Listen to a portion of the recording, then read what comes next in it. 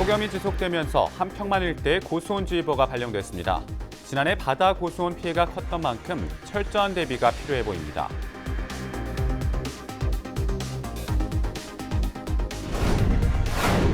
한낮 온도가 33도를 넘는 폭염이 계속되는 가운데 추운 곳에서 일하는 근로자도 많습니다. 영하 19도 냉동 창고에서 일하는 근로자를 만나봤습니다.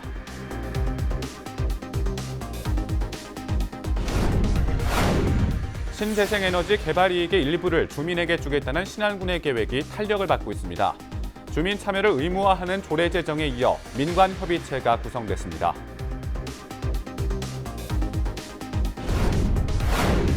전라남도가 남도의병 역사공원을 만들기로 했습니다. 전남 22개 지자체 가운데 13곳이 유치전에 뛰어들어 경쟁이 치열한 상황입니다.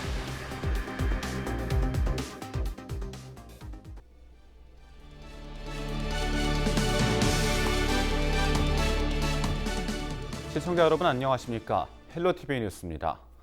첫 소식입니다. 폭염이 지속되면서 바다 고수온과 적조 현상에 대한 대비가 필요합니다. 양식장이 많은 완도 지역은 아직 수온이 높은 편은 아니지만 지난해 고수온 피해가 컸던 만큼 긴장하고 있습니다. 보도에 박정호 기자입니다. 최근 전남 한평군 일대에 올해 첫 고수온주의보가 발령됐습니다. 고수온주의보는 바다 온도가 28도씨에 도달했거나 도달할 것으로 예측되면 내려집니다. 폭염이 계속되면서 고수온과 적조에 대한 주의가 요구되고 있습니다. 전북과 광어 등 양식장이 많은 완도 지역은 아직까지 수온은 낮은 상황이지만 안심할 순 없습니다. 작년에는 그 어가들이 피해를 약간씩 보는 어가들도 고수로 인해 가지고 보는 어가들도 간혹 발생했고, 그런데 올해는 현재까지는 아직 그 어민의 그 피해는 아직 없다네. 이 주위에는 그렇다고 이제 동료를 해가지고 차가방 듣고 등등의 각종 대비를 많이 했고, 금년 또한 많이 지금 현재 해놓은 상태이기 때문에 이 상태라면은 괜찮을 것 같지 않느냐. 전남 지역에서 이 고수온과 적조 현상으로 인해 900억 원에 가까운 재산 피해가 발생했습니다. 지난해 고수온으로 인해 7개 시군 500여 개 어가에서 470억 원의 재산 피해가 발생했습니다. 또 적조 현상으로 인해 최근 5년 동안 500억 가까운 손해가 이어졌습니다. 바다 수온이 오를 경우 양식 생물 피해를 예방하기 위해 먹이 공급을 줄이거나 중단하고 스트레스를 유발하는 선별 작업 등을 최소화해야 합니다. 완도군은 고수온과 적조를 대비하기 위해 액화산소의 차광막을 보급하고 양식장 주변을 예찰하고 있습니다. 적조 현상 등 발생이 우려될 경우 머드스톤과 황토 분말을 살포하고 산소 발전기를 공급할 계획입니다. 26도에서 7도 정도 현재 수온을 유지를 하고 있기 때문에 크게 염려할 단계는 아닙니다. 그렇지만 최근 지속적인 폭염으로 인해서 수온이 수심이 얕은 곳에서는 수온이 급격한 변화가 우려되기 때문에 현재 어장 예찰을 강화하고 있고, 지난해 고수온과 적조 현상으로 많은 재산 피해가 발생한 전남. 철저한 대비가 필요해 보입니다. 헬로티비 뉴스 박종호입니다. 한낮 온도가 33도를 넘는 폭염 때문에 외출하기도 꺼려지는 날씨입니다. 이렇게 더운 날씨에는 추운 곳에서 일하시는 분들이 부러워지기도 하는데요.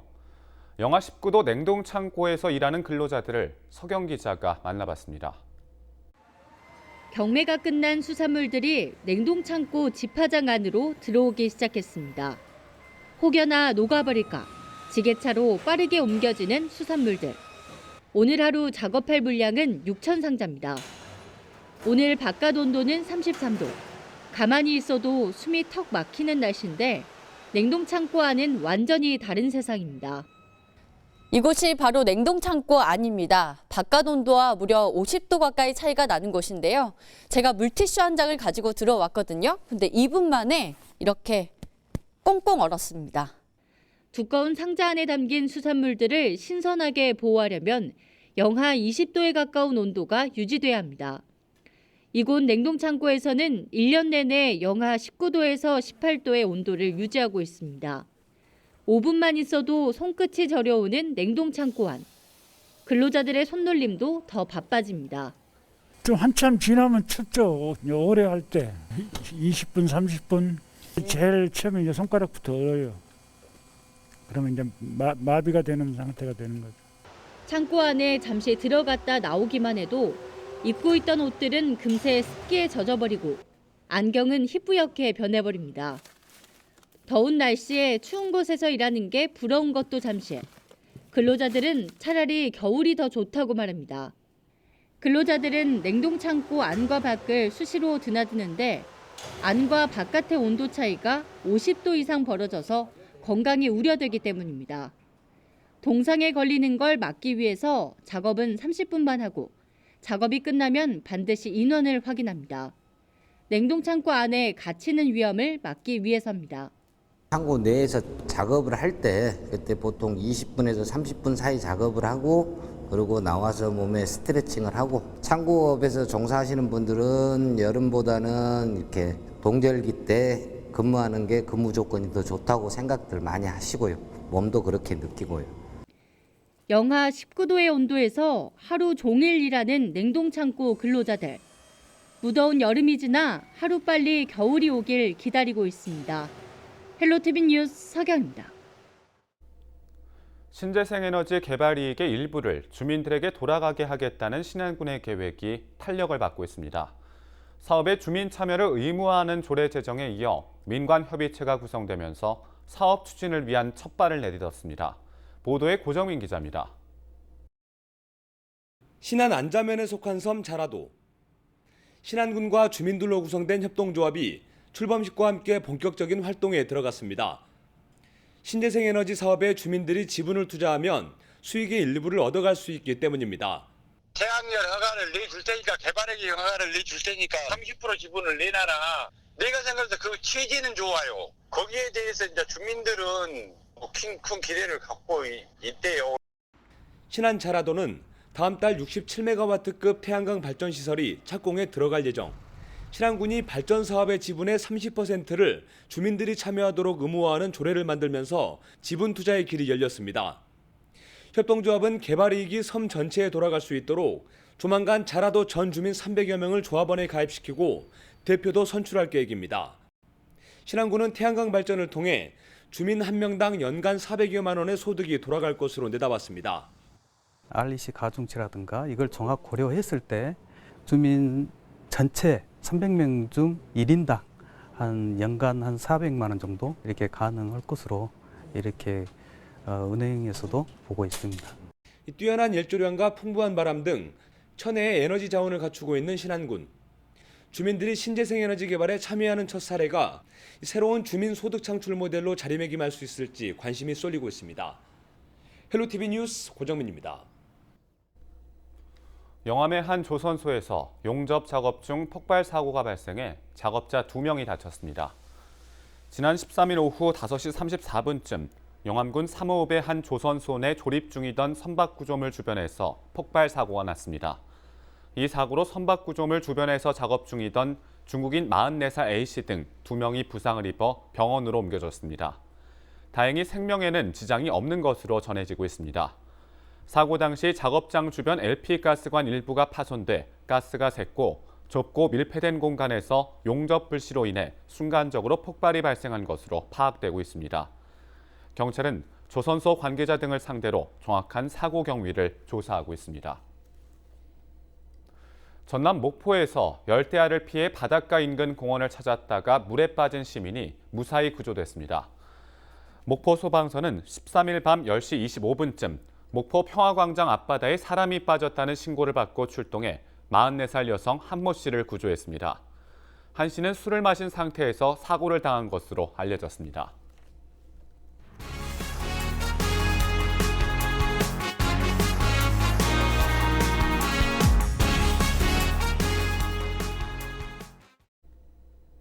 전라남도가 의병 역사를 재조명하기 위해 남도의병 역사공원을 만들기로 했습니다. 전남 22개 지자체 중 13곳이 유치전에 뛰어들어 경쟁이 치열한데요. 송효찬 기자가 취재했습니다. 한적한 시골 마을의 작은 사당, 국내 유일의 안중근 의사 사당입니다. 하얼빈 역에 잠입해 이토 히로부미를 사살하고 리순 감옥에서 생을 마감한 안중근 의사. 장흥군은 안중근 의사를 만날 수 있다는 것을 강조하며 남도의병 역사공원 유치전에 나섰습니다. 예, 장흥은 과거부터 의향이라고 하는 그 명칭으로 이제 군호로 불렸으며 주변 역사 자원과 더불어 그리고 인근에 분포되어 있는 문화재, 관광 자원과 함께 관광 자원 활성화로 인해서 이제 다양한 시너지 효과를 낼 수 있을 것으로 생각을 하고 있습니다. 장흥군은 또 이순신 장군이 처음으로 함대를 이끌고 해전을 위해 출정했던 회령 진성도 부각시키고 있습니다. 해남군도 가세했습니다. 임진왜란 당시 해남 지방의 의병과 수군들이 12척의 범선으로 133척의 외선을 격침시킨 곳 울돌목. 정유재란 때 왜군에 맞서 싸우다 숨진 만여 명의 의병이 묻힌 만이총도 해남에 있다며 역사공원 유치에 공을 들이고 있습니다.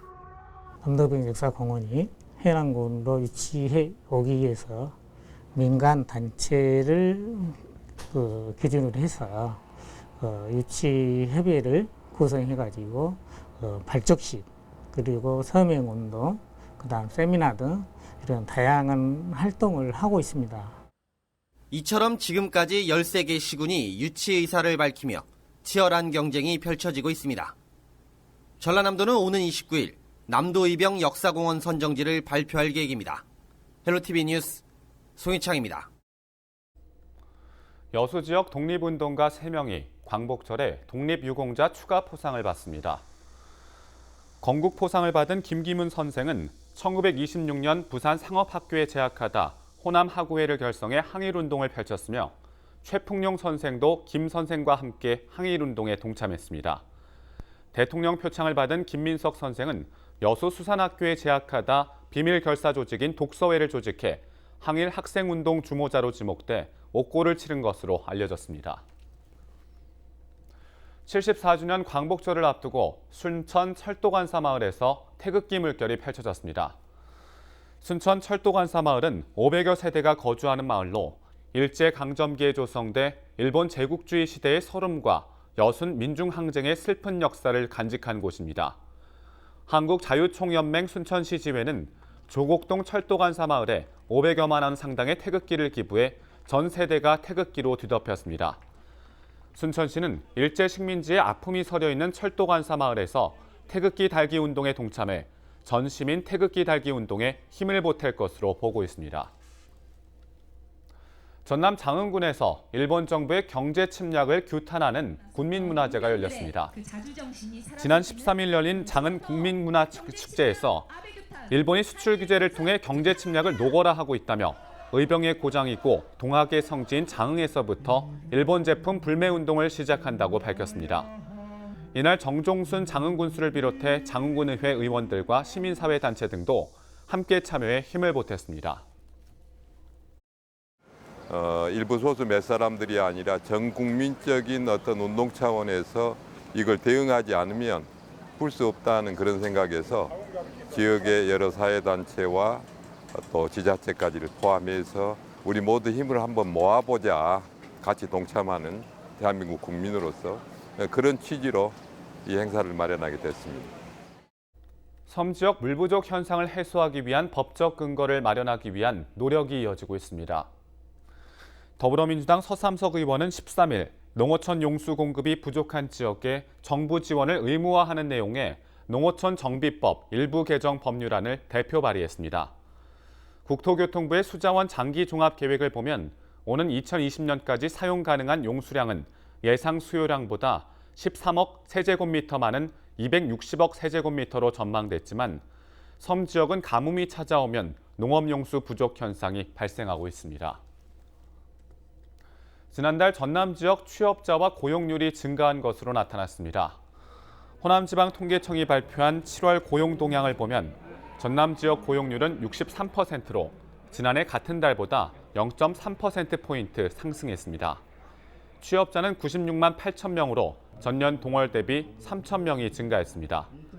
15세부터 64세까지의 고용률은 67.9%로 0.2%포인트 늘었습니다. 반면 실업률도 3.4%로 0.9%포인트 상승했고 실업자는 3만 4천 명으로 9천 명이 증가했습니다. 해남군이 출산과 양육, 돌봄 등 통합 가족 지원을 위한 땅끝 가족 어울림 센터를 건립하기로 했습니다. 가족 어울림 센터는 총 사업비 140여억 원을 투입해 지하 1층, 지상 3층 규모로 해남읍 옛 공공도서관 부지에 조성됩니다. 오는 2021년까지 완공을 목표로 하고 있으며 센터 내에는 국립 해남 어린이집도 들어섭니다. 또 공동육아 나눔터와 돌봄센터, 다문화 가족 지원센터 등도 함께 입주할 예정입니다. 이외에도 장난감 도서관과 교육실, 실내 놀이터 등도 조성할 계획입니다.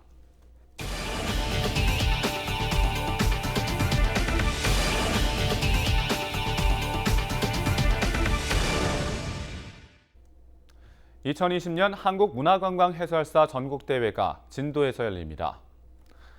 전라남도는 최근 2020년 한국문화관광해설사 전국대회 유치를 위해 진도군과 충북 보은군 등 2개 지자체가 경쟁을 벌여 진도군이 최종 선정됐다고 밝혔습니다. 한국문화관광해설사 전국대회는 지난 1999년부터 개최하고 있으며 전국 해설사들이 모이는 대규모 행사입니다.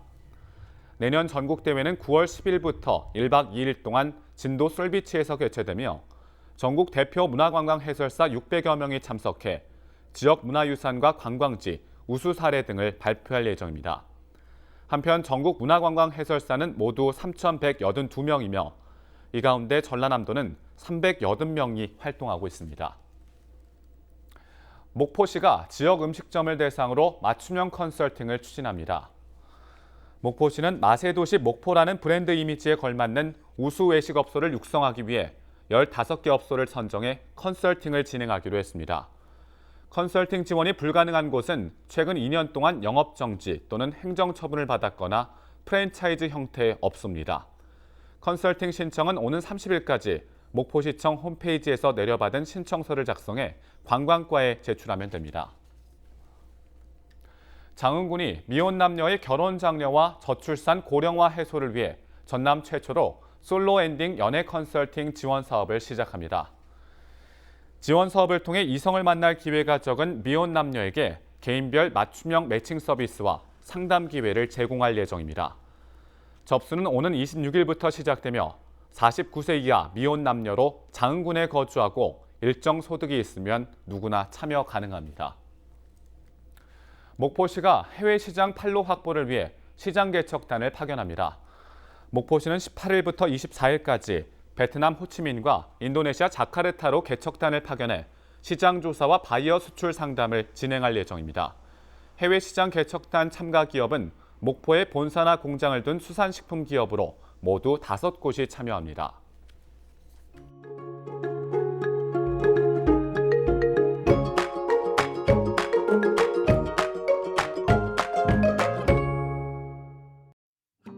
흐린 가운데 불안정한 대기 탓에 오전 한때 소나기가 내릴 것으로 예상되는데요. 덕분에 더위는 어제보다는 조금 해소돼 낮 최고 기온 31도가 예상됩니다. 하지만 여전히 무더운 날씨인 만큼 야외 활동 시에는 항상 수시로 수분을 섭취해 주시면서 각종 온열 질환에 대비하셔야겠습니다. 주간 날씨입니다. 불안정한 대기 탓에 지역에 따라 곳곳에서 소나기가 내리겠습니다. 비는 내리겠지만 30도 안팎의 막바지 여름 더위는 이번 주 내내 계속될 것으로 보입니다. 바다 날씨입니다.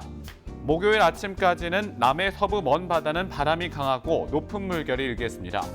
또한 남해안은 너울에 의해 높은 물결이 일겠으니 방파제나 해안도로 넘는 곳, 해안가에서는 각별히 안전사고와 침수 피해 유의하셔야겠습니다. 생활 날씨입니다. 구름 많은 가운데 불안정한 대기 탓에 소나기가 곳곳에서 내리고 있는데요. 이 때문에 세차는 당분간 피하시는 게 좋겠고 빨래는 야외 건조 시 비에 젖지 않도록 유의하셔야겠습니다. 지금까지 날씨였습니다.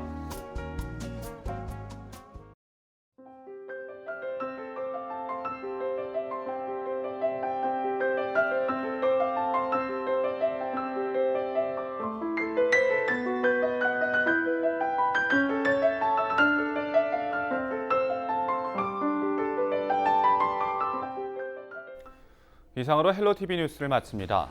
저희는 언제나 지역 주민 여러분 곁에 있겠습니다. 고맙습니다.